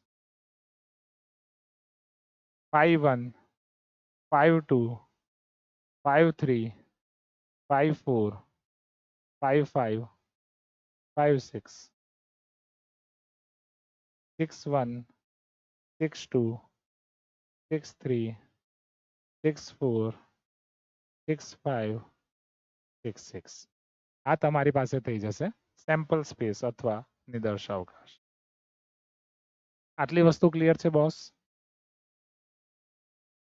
ચાલો હવે પ્રાપ્ત સરવાળો યુગ્મ હવે સરવાળો યુગ્મ ક્યારે મળે તમે એ જોજો કોઈ પણ યુગ્મ અને યુગ્મનો સરવાળો એ તમને હંમેશા યુગ્મ મળશે સમજો કોઈ પણ યુગ્મ અને અયુગ્મનો સરવાળો એ હંમેશા તમને અયુગ્મ મળશે ચેક કરો 4 ને 1 5 ખ્યાલ આવે છે બે અયુગ્મ સંખ્યાનો સરવાળો જેમ કે 1 + 1 2 મળશે એટલે યુગ્મ જવાબ તમને ક્યારે મળે ક્યાં તો તમે બંને યુગ્મને પકડો ક્યાં તો તમે બંને અયુગ્મને પકડો અરે બોલો please give me some response અયુગ્મ પ્લસ અયુગ્મ તમને મળશે યુગ્મ આ ખૂબ કામ લાગશે તો સૌથી પહેલા જો મારે ગણ A અથવા ઘટના A ને લખવું હોય તો મારે પ્રાપ્ત સરવાળો યુગ્મ લખવા માટે બંને યુગ્મને પકડું અથવા બંને અયુગ્મને પકડું તો બંને અયુગ્મમાં 1 1 1 3 1 5 આવશે પહેલી લાઈનમાં તો દરેક લાઈનમાંથી પહેલી લાઈનમાંથી મને મળશે ભાઈ 1 1 1 3 1 5 બીજી લાઈન 2 થી શરૂ થાય છે એટલે બધા યુગ્મ લઈશ 2 2 2 4 2 6 પછી 3 વાળી તો 3 1 3 3 3 5 પછી 4 વાળી તો તમારી પાસે થશે 4 2 4 4 4 6 પછી 6 વાળી તો એમાં તમારી પાસે આવશે 6 2 6 4 6 6 ખ્યાલ આવે છે તો આ તમારી પાસે થયું અયુગ્મ અને યુગ્મનું બધું કોમ્બિનેશન 1 2 3 4 5 6 1 2 3 4 5 6 આ ઘટકો તમને મળે છે જેમાં સરવાળો તમને યુગ્મ છે હવે પ્રાપ્ત સરવાળો 3 નો ગુણક, પ્રાપ્ત સરવાળો 3 નો ગુણક એટલે સરવાળો 3 નો મલ્ટીપલ ક્યારે આવે? હવે તો કરીને જ જોવું પડે ભાઈ, રાઈટ? તો 2 વત્તા 1 3 થશે, 5 વત્તા 1 6 થશે. તો 1 2 અને 1 5 આમાં મળશે. એક એક કરીને તમારે લખવું પડે. પ્રાપ્ત સરવાળો 3 નો ગુણક, તો 2 ને 1 3 થાય, રાઈટ? અને પછી તમને બીજું મળશે 5 ને 1 6. આટલી વસ્તુ ક્લિયર છે? 1 2 અને 1 5. ચાલો પછી 2 માટે જોઈએ, તો 2 ને 1 3 થશે. પછી 3 6 6 ક્યારે આવે? તો ભાઈ 2 ને 4 6 મળે. ભાઈ 2 ને 6 તો 8 થાય, એટલે એ નહીં જોઈએ. 3 માં જઈએ તો 3 ને 3 6 મળે. પછી 3 4 3 5 એ બધું નહીં મળશે. 6 ને 3 9 મળશે. એ તમારી પાસે શક્ય થાય. પછી 4 માં જાઓ તો 4 ને 2 6 થાય તમારી પાસે. પછી 4 3 4 5 એ તમને 9 મળે. અને 6 ને 4 તો 10 થઈ જાય. 4 5 મળ્યું તો આ બાજુ 5 4 મળશે. 5 4 ની પહેલા 5 1 પણ મળશે, કારણ કે 5 ને 1 6 થાય. એટલે 5 ને 1 6, પછી 5 ને 4 6. પછી નહીં મળશે. 5 5 5 6 નહીં મળે. પછી તમે 6 માં જાઓ તો 6 ને 6 12 થાય. 6 ને 3 9 થાય. એટલે 3 6 પરથી આ 6 3 મળશે. અને 6 ને 6 12 આટલું તમને મળશે. ખ્યાલ આવે છે boss? Please give me some response. મસ્ત દાખલો છે. બધી જ વસ્તુ તમારે વિચારીને લખવાની છે વન બાય વન, ત્યારે જઈને પોસિબલ થશે.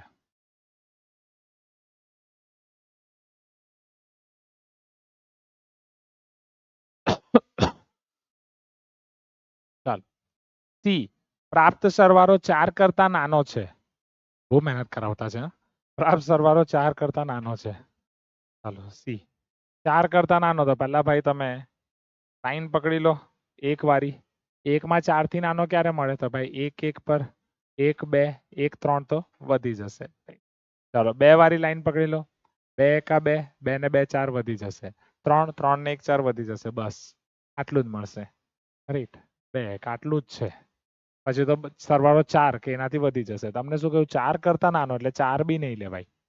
ખ્યાલ આવે છે? પછી તો પછી વધવાનું જ છે. ચાલો પ્રાપ્ત સરવાળો 11 કરતા મોટો છે. હવે 11 કરતા મોટો ક્યારે આવી શકે એ આપણે જોઈ લઈએ. તો 11 કરતા મોટો મેળવવા માટે પહેલી લાઈનમાં 1 ને 6 7 નાનું, બીજી લાઈનમાં 2 ને 6 8 બધા નાના, ત્રીજી લાઈનમાં 6 ને 3 9, આ 6 ને 4 10, આ 6 ને 5 11 તમને અહીંયા મળે, રાઈટ? એટલે કે 5 વાળી લાઈનમાં છેલ્લું મળે છે 11, પણ આપણે શું જોઈએ છે? 11 કરતા મોટો. 11 કરતા મોટો તો પછી 6 ને 6 12 એક જ ઘટક તમને મળે. તો કોઈ ઓપ્શન જ નથી 6,6.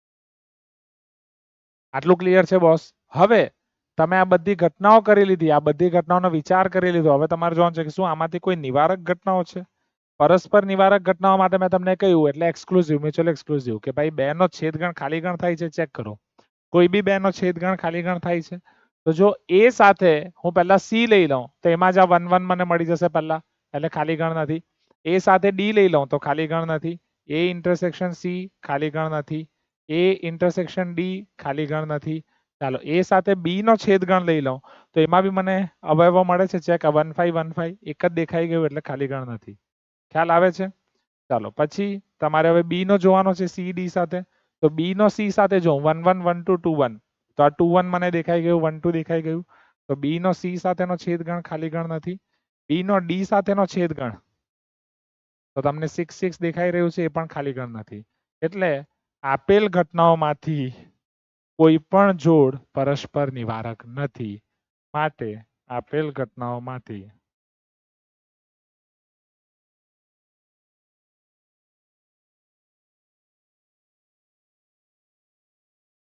કોઈ પણ જોડ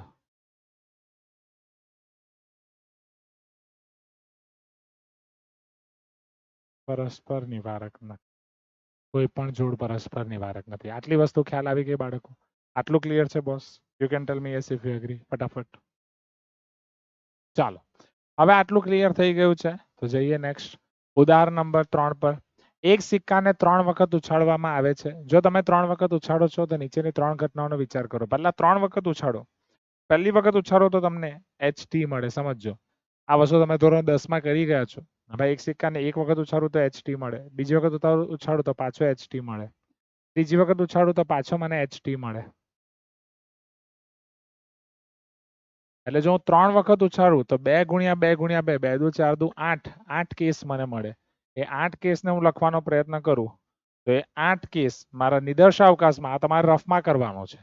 તો નિદર્શાવકાશ જે મારો થશે એ નિદર્શાવકાશમાં 8 નિદર્શ બિંદુઓ મને મળશે, ઘટકો મળશે, જેમાં પહેલો આવશે HHH, પછી આવશે HHT, HHT, HTH, HTT, પછી THH, THT, TTH, TTT. આ રીતના તમને 8 ઘટકો મળશે. 1 2 3 4 5 6 7 8. ચાલો, ઘટના એ કોઈ છાપ મળતી નથી, એક જ છાપ મળે છે, ઓછામાં ઓછી 2 છાપ મળે છે. શું આ પરસ્પર નિવારક અને નિશેષ ઘટનાઓ છે? ચાલો જોઈએ વન બાય વન. તો બધી ઘટનાઓ લખવાનો પ્રયત્ન કરીએ. તો પહેલા ઘટના એ કોઈ છાપ મળતી નથી. કોઈ છાપ નથી મળતી એટલે 0 છાપ. 0 છાપ વાળો કેસ જુઓ. 0 છાપ વાળો કેસ TTT. કોઈ છાપ મળતી નથી. TTT. બી, એક જ છાપ મળે છે. ચાલો, એક જ છાપ મળે છે તો એક છાપ વાળો કેસ હા HTT, TTH, THT. દેખાય છે? એક છાપ વાળા તમને 3 કેસ મળશે. ફરીથી જોજો, રાઈટ? તો HTT, TTH, THT. ભાઈ કઈ પોઝિશન પર છાપ મળી રહી છે? પહેલી પોઝિશન પર મળે છે તે છે HTT, બીજી પર મળે છે તે છે THT અને છેલ્લે મળે છે તે છે TTH. ચાલો નેક્સ્ટ. ઓછામાં ઓછી 2 છાપ મળે. ઓછામાં ઓછી 2 છાપનો મીનિંગ શું થયો કે ભાઈ 2 છાપ તમને મળે અથવા 3 છાપ મળે. તો 2 છાપ વાળા કેસ આ 2 છાપ, 2 છાપ, 2 છાપ અને આ 3 છાપ. એટલે પહેલા 2 છાપ વાળા હું લખી દઉં તો એ તમારી પાસે થાય HHT, HTH, THH અને અહીં તમારી પાસે આવશે HHH. હવે તમને પૂછ્યું છે કે ભાઈ શું આ પરસ્પર નિવારક અને નિશેષ ઘટનાઓ છે? પરસ્પર નિવારક એટલે બધાનો છેદગણ જુઓ. તો બધાનો છેદગણ ખાલી ગણ છે. ત્રણેયમાં સામાન્ય કઈ છે? ચેક. કઈ નથી. 3 છોડો 2 2 માં પણ કઈ સામાન્ય નથી ભાઈ. ખ્યાલ આવે છે? નિશેષ ઘટનાઓ બધી ભેગી કરો, શું તમને નિદર્શાવકાશ સેમ્પલ સ્પેસ મળે છે? બધું ભેગું કરો તો આ TTT આવી ગયો, TTT આવી ગયો, આ 3 આવી ગયા, આ 3 આવી ગયા, બાકીના 4 આવી ગયા, 1 2 3 4 આવી ગયા, 4 ને 3 7 ને 1 8, બધા જ આવી ગયા. તો અહીં આગલા દાખલામાં જુઓ તો કોઈ પરસ્પર નિવારક નહીં હતી, પણ અહીં તમે જુઓ તો A છેદગણ B છેદગણ C બરાબર ખાલી ગણ પણ છે અને A યોગ B યોગ C એ નિદર્શાવકાશ પણ આપે છે. માટે આપેલ ઘટનાઓ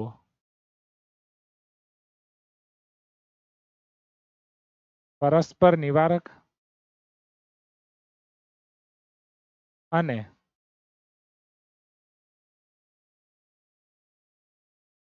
નિશેષ છે. આપેલ ઘટનાઓ પરસ્પર નિવારક અને નિશેષ છે. આટલી વસ્તુ ક્લિયર છે boss? Please give me some response. હા કે ના? જઈએ નેક્સ્ટ. હે ને? ખૂબ સરસ, ખૂબ સરસ. આગ લગાવી દીધી. ચાલો, હવે સ્વાધ્યાય 14.1 શરૂ કરીએ. પ્રશ્ન નંબર 1. આમાં એક પાસો ફેંકવામાં આવે છે. એક પાસો ફેંકવામાં આવે છે. ધારો કે ઘટના ઈ પાસા પર સંખ્યા 4 દર્શાવે છે અને ઘટના F પાસા પર યુગ્મ સંખ્યા દર્શાવે છે. તો શું ઈ અને F પરસ્પર નિવારક છે? આ હું તમને હોમવર્કમાં આપું છું, કારણ કે ચિલ્લર ક્વેશ્ચન છે, તમે આરામથી કરી શકો છો. 4 અને યુગ્મ એ બંનેમાં કંઈ ને કંઈ સામાન્ય આવશે એટલે નિવારક નહીં આવશે. એક પાસો ફેંકવામાં આવે છે. નીચે આપેલી ઘટનાનું વર્ણન કરો. 7 કરતા નાની 7 કરતા મોટી સંખ્યા 3 નો ગુણક છે. ચાલો કરી નાખીએ ફટાફટ. એક પાસો ફેંકવામાં આવે તો જે નિદર્શાવકાશ છે એ તમારી પાસે થશે 1 2 3 4 5 6. હવે એમાં જે ઘટનાઓ તમને આપેલી છે એ ઘટનાઓને તમે જુઓ તો ઘટના એ સંખ્યા 7 કરતા નાની છે. તો ઘટના એ સંખ્યા 7 કરતા નાની એટલે કે બધું જ આવી જશે. 1 2 3 4 5 6 જે આજના મેં તમને એક ઉદાહરણમાં જ આપ્યું છે. ઘટના બી સંખ્યા 7 કરતા મોટી છે. 7 કરતા મોટી કોઈ સંખ્યા નહીં આવશે અહીં, એટલે ખાલી ગણ. એ પણ મેં તમને ઉદાહરણમાં બતાવી ચૂક્યો છું. સંખ્યા 3 નો ગુણક છે. 3 નો ગુણક એટલે ખાલી 3 અને 6, આ 3 જ તમારી પાસે પોસિબલ થશે. રાઈટ, અહીં ખાલી એકનો જવાબ આપેલો છે, કારણ કે બધા જવાબ પોસિબલ નથી. એટલે આ તમારી પાસે પ્રશ્ન 2 ના પહેલા 3 ના જવાબ છે. પ્રશ્ન 2 માં બીજા 3 પર આપણે જઈએ, પછી આમાં શું શું કરવાનું છે હું તમને બતાવવા. દાખલો મોટો છે. ચાલો, ચોથો, સંખ્યા 4 કરતા નાની છે. તો જો 4 કરતા નાની મારે લખવી હોય તો એમાં તમારી પાસે આવશે 1 2 3. આ 4 કરતા નાની સંખ્યાઓ છે. 4 થી મોટી યુગ્મ સંખ્યા છે તો 4 થી મોટી યુગ્મ સંખ્યામાં 5 અને 6 આ બે જ સંખ્યા આવે પાછા પર નહીં મોટી આવશે યુગ્મમાં 6 ખાલી. પછી એફ સંખ્યા 3 કરતા નાની નથી. હવે સમજો ઉતાવળમાં બાળકો આ વાંચવાનું ભૂલી જાય એટલે આને ખાસ સમજો. સંખ્યા 3 કરતા નાની નથી તો તમારે 3 કે 3 કરતા મોટી લેવાની છે એટલે એમાં 3 પણ આવશે. 3 પણ આવશે અને 3 થી મોટી 3 4 5 6 ભાઈ એટલે આ 3 આવવું ઇમ્પોર્ટન્ટ છે. બાળકો આ 3 વાળા પાર્ટને ભૂલી જાય છે. 3 પર ખાસ ફોકસ કરજો. આટલી વસ્તુ ક્લિયર છે boss? You can tell me yes if you agree. ફરીથી સંખ્યા 4 કરતા નાની છે તો એ 1 2 3 આવશે. 4 થી મોટી યુગ્મ સંખ્યા છે તો એમાં 6 આવશે. સંખ્યા 3 કરતા નાની નથી.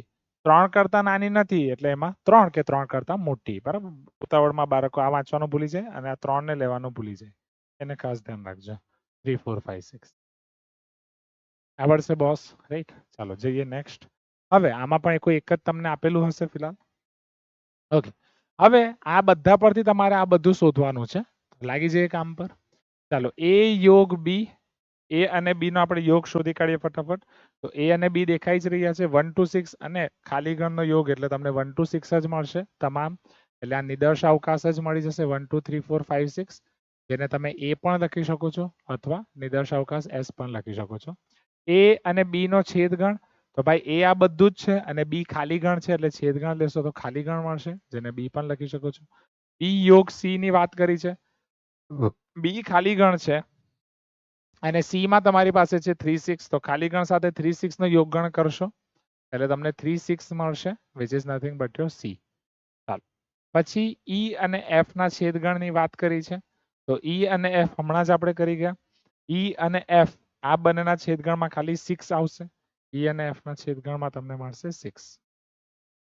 પછી ડી અને ઈ નો છેદગણ છે તો ડી અને ઈ ના છેદગણમાં તમે જો તો અહીં 6 છે અહીં ડી છે તો કઈ જ નહીં આવશે ખાલી ગણ. બરાબર. ચાલો પછી તમારી પાસે છે એ માઇનસ સી. એ માઇનસ સી નો મતલબ થાય એ પરંતુ સી નહીં. એ ના લેવાના છે અને સી ના નથી લેવાના તો એ તમે જુઓ પહેલા. એ માંથી તમે સી ના ઘટકો બાદ કરી નાખો તો સી ના ઘટકો છે 3 6 આ 3 6 બાદ કરી નાખો તો તમારી પાસે બચશે 1 2 4 5 1 2 4 5.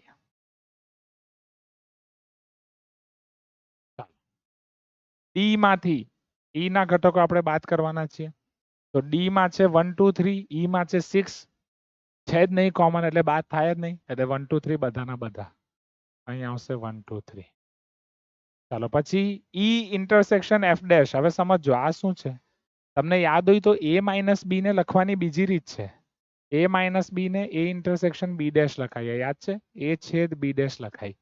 આઈ હોપ તમને યાદ હશે રાઈટ. જો નહીં યાદ હોય તો સ્ટેપ બાય સ્ટેપ કરી શકો છો પણ this is nothing but E minus F only. E માંથી તમારે એફ ને બાદ કરવાનો છે. ઈ શું છે 6. એ એફ ને બાદ કરું એટલે ભાઈ આમાંથી જે આ બંનેનો સામાન્ય રીતે ને બાદ કરો છો એટલે આ ખાલી ગણ બચશે. ઈ માઇનસ એફ કરશો તો ખાલી ગણ બચશે. ચાલો એફ ડેશ એટલે એફ નો પૂરક ગણ તો ભાઈ એફ માં તમારી પાસે 3 4 5 6 છે તો એના પૂરક ગણમાં તમારી પાસે આવશે 1 2 રાઈટ એટલે 1 2 અને 6 નો છેદ ગણ તમને ખાલી ગણ જ મળે ઉપરવાળા કેસમાં 1 2 અને આ બધા જવાબ તમને પાછળ આપેલા છે જે ભાઈ 3 4 5 6 ની આપણે વાત કરી. અહીંયાથી એ યોગ બી થી શરૂ થાય છે. એ યોગ બી તમારી પાસે 1 2 6 એ છેદ બી ખાલી ગણ બી યોગ સી સી એટલે કે 3 6 એ ઈ છેદ એફ 6 ડી છેદ ઈ ખાલી ગણ બીજું લખવાનું જગ્યા નહીં બચી. આવડશે boss? Please give me some response. Right easy peasy pizza cheesy વાળો દાખલો છે. પીઝામાં જેટલી વેરાયટી એટલી આમાં વેરાયટી છે. ચાલો પ્રશ્ન 3 પર આવી જઈએ બધા ફટાફટ. એટલે પ્રશ્ન 2 મોટો પ્રશ્ન હતો. પ્રશ્ન 3 માં તમે જુઓ તો એક પ્રયોગની વાત કરી છે. આ પ્રયોગમાં પાસાની એક જોડને ફેંકવામાં આવે છે અને તેમના ઉપર દેખાતી સંખ્યાઓની નોંધ કરવામાં આવે છે. તો આનો નિદર્શ અવકાશ તમને ખબર જ છે કે આમાં નિદર્શ અવકાશ ઘણો મોટો મળે છે. હવે એમાં સંખ્યાનો સરવાળો 8 કરતા વધુ બંને પાસા ઉપર સંખ્યા 2 દેખાય બંને સંખ્યાનો સરવાળો ઓછામાં ઓછો 7 કે 3 નો ગુણિત છે અને આમાંથી કઈ જોડ પરસ્પર નિવારક છે. તો ચાલો કરીએ 1 બાય 1. તો ઓલરેડી એક દાખલામાં મેં તમને આ બતાવી ચૂક્યો છું કે ભાઈ જે નિદર્શ અવકાશ છે તમને આટલો મોટો મળશે. એ નિદર્શ અવકાશ પહેલા તમારે બતાવવાનો. હા અમુક જગ્યાએ આને બતાવ્યા વગર પણ દાખલો કરવામાં આવે છે પણ હું તમને રિકમેન્ડ કરીશ કે બતાવી જ દેવાનો. કેમ બતાવવાનો? કારણ કે તમારી ભૂલોની શક્યતા ઘટી જશે. જો તમે ડાયરેક્ટ કરવા જશો ને તો તમારી ભૂલોની શક્યતા વધી જાય. એટલે ભૂલ પડે એવા કામ નહીં કરવાના. ઓકે, તો સૌથી પહેલા આપણે નિદર્શ અવકાશ અહીં લખી દઈશું.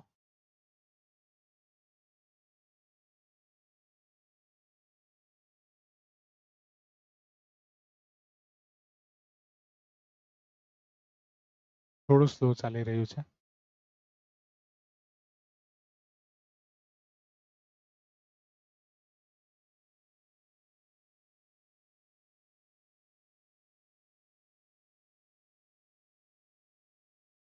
હવે જેવું તમે નિદર્શાવકાશ લખી દીધું, હવે આપણે 1 બાય 1 બધી વસ્તુ કરીશું. તો આ નિદર્શાવકાશમાં એ સંખ્યાઓનો સરવાળો 8 કરતા વધુ છે. તો પહેલા આમાં કઈ કઈ ઘટનાઓ છે? તો 8 કરતા વધુ, તો ભાઈ 6 ને 3 9 વધારે છે, 6 ને 2 8 એટલે આ નહીં લેવાય. 8 કરતા વધારે 5 ને 3 8 એટલે અહીંયાથી ખાલી પહેલા 3 6 લેવાશે. 8 કરતા વધુમાં 4 વાળામાં 6 ને 4 10, 5 ને 4 9 લેવાશે. 4 ને 5 અને 4 ને 6. 5 વાળામાં 5 ને 3 8 થાય. 5 4 5 5 5 6. ચાલો 6 વાળામાં 8 કરતા વધુ, 6 ને 2 8 થાય એટલે 6 3 પછી બધું જ લઈ લેવાનું બેઠું. એટલે એમાં આપણી પાસે આવશે 6 3 6 4 6 5 અને 6 6. આટલી વસ્તુ ક્લિયર છે બોસ? આ તમારો થયો એ. ઓકે, ચાલો એમાં આગળ વધીએ પછી નેક્સ્ટ. સંખ્યાનો સરવાળો 8 કરતા વધુ. બંને પાસા ઉપર સંખ્યા 2 દેખાય. બંને પાસા ઉપર સંખ્યા 2 દેખાય એવું જુઓ તમે. તો બંને પાસા ઉપર સંખ્યા 2 દેખાય. એટલે કે બંને પાસા ઉપર 2 દેખાય એવું તો એક જ કેસમાં પોસિબલ છે, 2,2.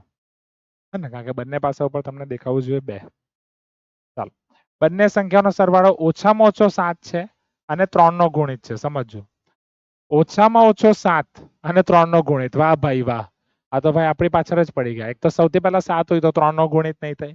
હવે 7 થી મોટો 3 નો ગુણિત કયો તમને મળે? તો ભાઈ 9 મળે. પછી 7 થી મોટો 3 નો ગુણિત તમને મળે 12, 3 તાલી 9, 3 6 12. આટનાથી વધારે એટલે કે ઇન શોર્ટ સંખ્યાનો સરવાળો 9 કે 12 હોવો જોઈએ. ખ્યાલ આવે છે? 9 કે 12 હોવું જોઈએ. તો અહીંથી જે તમે સી લખશો કે ભાઈ સંખ્યાનો સરવાળો 7 તો લેવાય જ નહીં, ઓછામાં ઓછો 7. કારણ કે તમને શું કહ્યું? હવે પાછું જુઓ, આમાં તમને એવું કહ્યું ઓછામાં ઓછો 7 અને જો અથવા કહ્યું હોત તો લેવાતે 7 વાળા બી, પણ અને કહ્યું છે એટલે 3 ના ગુણિત જ લેવા પડે. એટલે 3 ના ગુણિતમાં ઇન શોર્ટ આપણે 9 અને 12 હોય સરવાળો એવો લેવાનો છે. તો 3 ને 6 9 ત્યાંથી શરૂ થશે. પછી 4 માં 4 ને 5 9. ચાલો 5 માં 5 ને 4 9. રાઈટ. 5 ને 6 તો 11 થઈ જશે. 12 તો ખાલી 6,6 નો જ થાય. 6 ને 3 9 અને છેલ્લે આવશે 6,6. આટલી વસ્તુ તમને મળશે. તો આ બધી ઘટનાઓ આપણે લખી દીધી નિદર્શ અવકાશ સાથે. હવે આ ઘટનાઓની કઈ જોડની ઘટનાઓ પરસ્પર નિવારક છે? તો કોનો છેદગણ ખાલી ગણ છે એ આપણે જોવાનું છે. તો અહીં જો તમે આને ધ્યાનથી જોશો તો તમને ખબર પડશે અહીં કે ભાઈ એ અને બી શું એ પરસ્પર નિવારક છે? ચેક. જો હું એ અને બી ની વાત કરું તો એ તમારી સામે પરસ્પર નિવારક છે? ચેક. ના, કારણ કે પરસ્પર હા અહીંયા 2 2 છે ને અહીં નથી, ખાલી ગણ છે. જો એ અને સી જુઓ એમાં છેદગણ છે 6 6. જો બી અને સી જુઓ એમાં કોઈ છેદગણ છે? નથી, ખાલી ગણ. બી અને સી નો છેદગણ ખાલી ગણ, એ અને બી નો છેદગણ ખાલી ગણ. તો અહીં એ છેદ બી બરાબર બી છેદ સી બરાબર ખાલી ગણ હોવાથી ખાલી આટલી જ આ બે જોડ જ ખાલી ગણ છે. એ અને સી નો છેદ કરશો તો પહેલા 6 6 મળી જશે, બીજા બી મળશે 6 3, પણ પેલો દેખાઈ આવે છે હમણાં મિનિમમ. તો માટે એ અને બી ની જોડ અથવા એ અને બી પરસ્પર નિવારક ઘટનાઓ છે અને બી અને સી પરસ્પર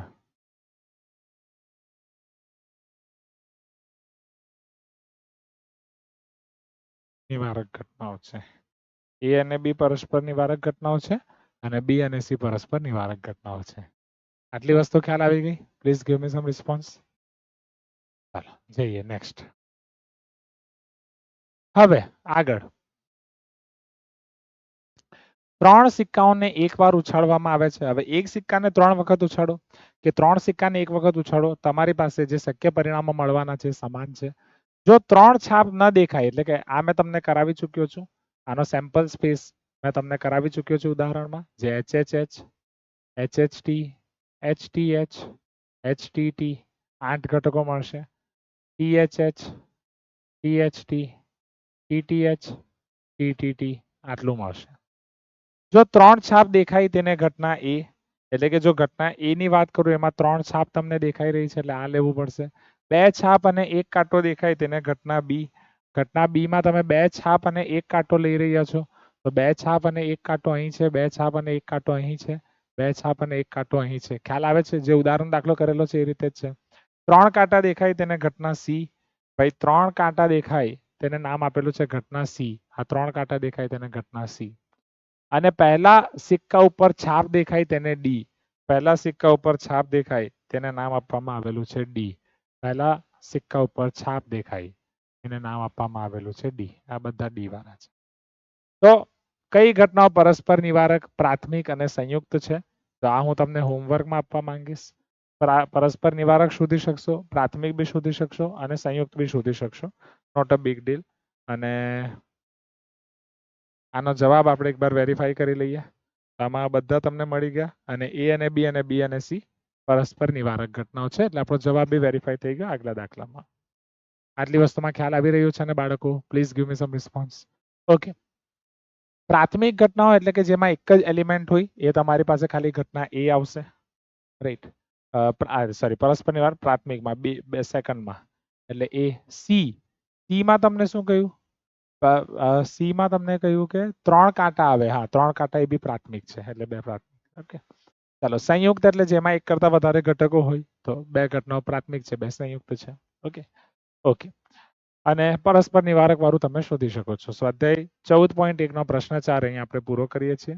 ચાલો, એના પછી જે પ્રશ્ન 5 છે એ તમે ટ્રાય કરી શકો છો. આમાં કેવું છે કે દરેક વિદ્યાર્થીના જવાબ અલગ અલગ આવશે. પ્રશ્ન 5માં પ્રશ્ન 5માં 3 સિક્કો એક વખત ઉછાળવામાં આવે છે એ જ છે. એની ઘટનાઓમાં પરસ્પર નિવારક 2 ઘટનાઓ તમે તમારી રીતે કોઈ પણ આપી શકો છો. એટલે પ્રશ્ન 5 હું તમને ટ્રાયલ માટે આપું છું. Try from home. તમે ઘરેથી ટ્રાય કરજો. જો નહીં ખ્યાલ આવે મને પૂછજો, હું તમને કરાવીશ. હું તમારી બધી કમેન્ટ જોઈશ ને અને નેક્સ્ટ ક્લાસમાં કરાવીશ. પ્રશ્ન 5માં કેવું છે, દરેક વિદ્યાર્થીના જવાબ અલગ અલગ આવશે દરેક કેસમાં. એટલે હું તમને હોમવર્કમાં આપું છું. પ્રશ્ન 6 એમાં પણ તમારે પહેલા બધી અલગ અલગ ઘટનાઓ શોધવાની છે અને એ ઘટનાઓ શોધીને પછી એના પરથી પ્રશ્ન 7માં તમારે એ બધાનું યોગગણ છેદગણ કરવાનું છે. એટલે પ્રશ્ન 6 અને 7 હું તમને નેક્સ્ટ લેક્ચરમાં કરાવીશ.